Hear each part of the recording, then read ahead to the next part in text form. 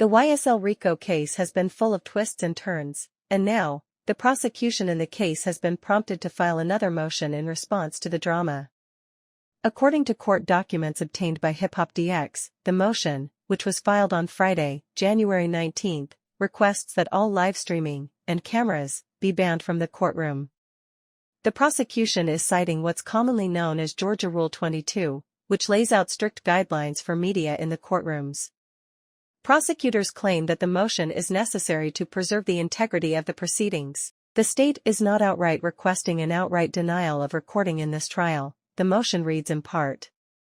Instead, each of the state's requests is explicitly referenced in Rule 22, G2, as an example of a least restrictive possible limitation on recording short of denial. Judge Ural Glanville has not yet ruled on the motion.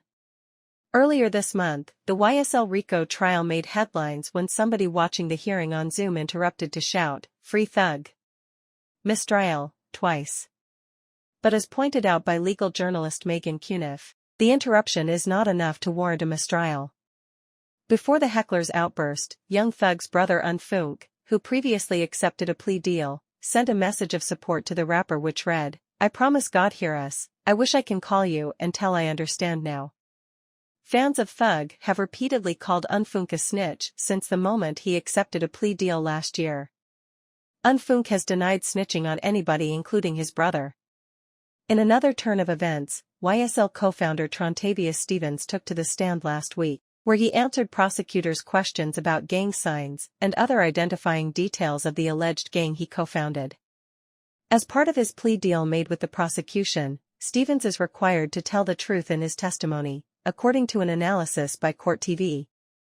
And though Stevens has been mostly uncooperative during his testimony, he ultimately pointed out Young Thug and other members of the YSL, Young Slime Life, gang, at the request of the prosecutor. In December, the trial was delayed after one of Young Thug's co-defendants, Shannon Stillwell, was stabbed in jail. Stillwell, who was arrested alongside Young Thug and 27 others in May 2022, was previously stabbed in July 2022, according to jail officials. As for Thug, he faces 8 charges including conspiracy to violate the Racketeer-Influenced and Corrupt Organizations (RICO) Act and 2 counts of participation in criminal street gang activity, as well as a string of drug and weapons offenses. If convicted as charged, he faces up to 120 years in prison.